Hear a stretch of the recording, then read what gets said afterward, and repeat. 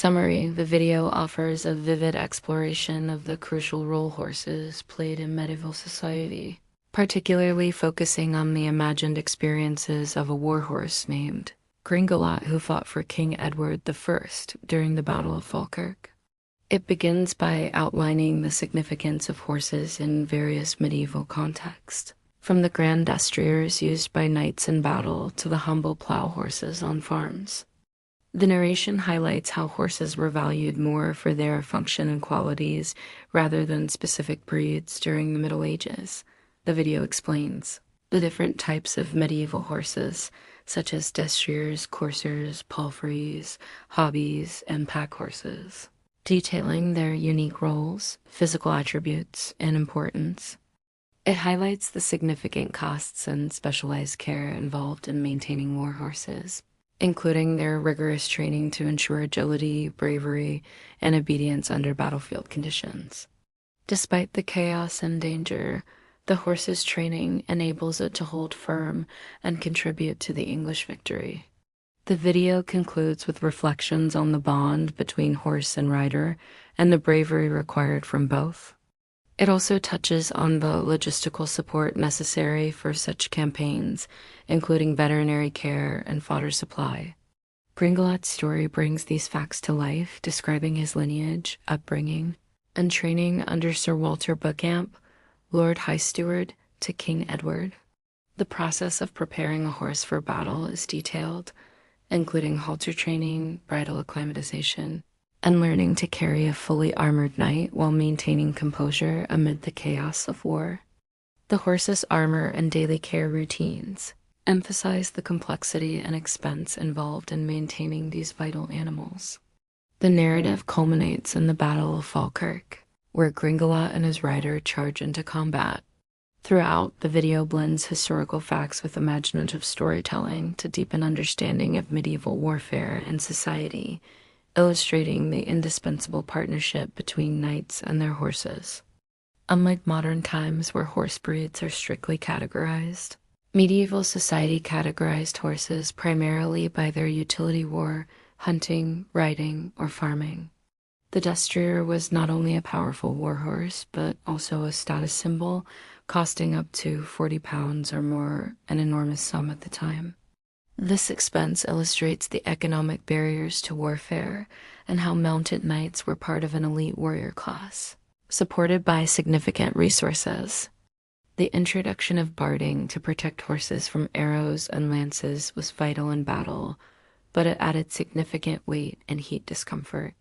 The development of the horse collar in the 12th century allowed horses to plough faster and more efficiently, revolutionizing medieval farming. The campaign to Scotland involved thousands of war horses and other horses for transport, all requiring daily feeding, veterinary care, and farrier services to maintain their health and combat readiness.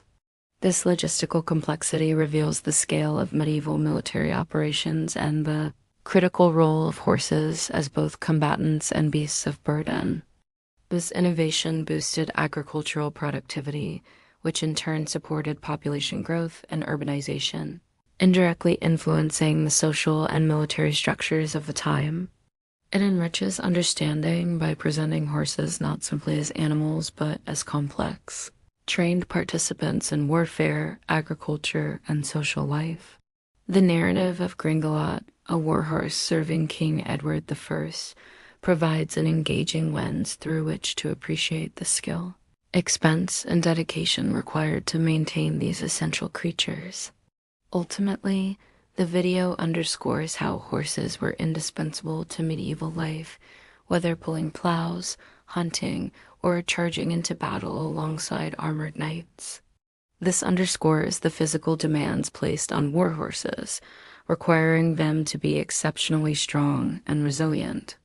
It also highlights the medieval understanding of battlefield risks, not just to humans, but to their mounts, reflecting the integral role horses played in combat outcomes.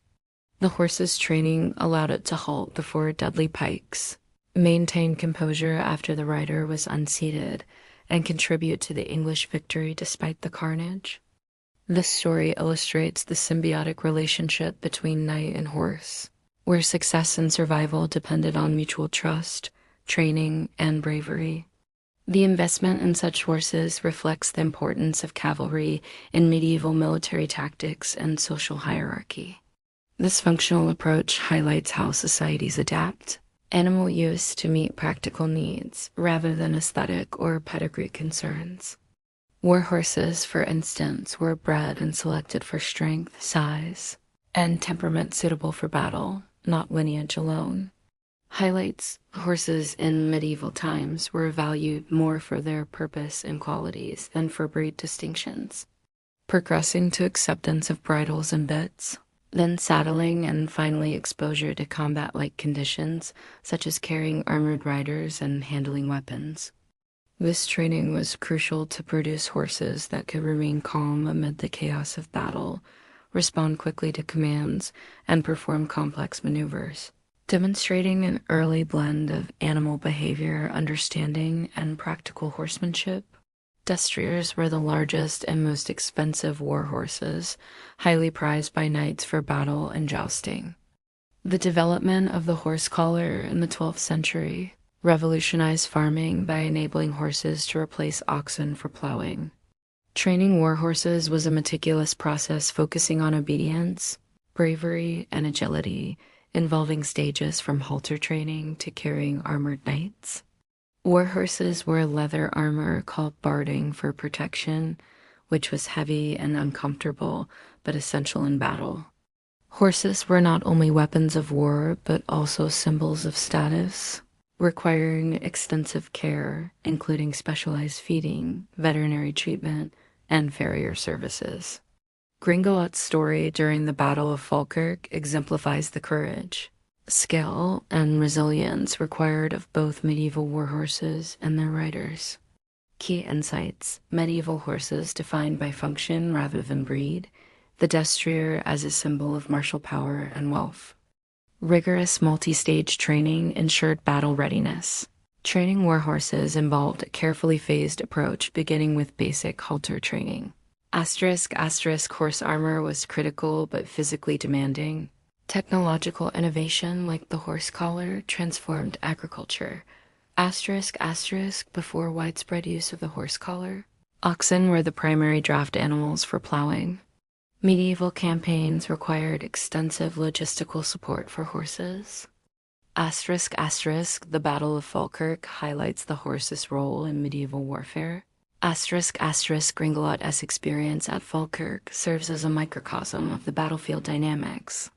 Conclusion: this video effectively combines historical evidence with creative storytelling to illuminate the multifaceted roles of horses in medieval society.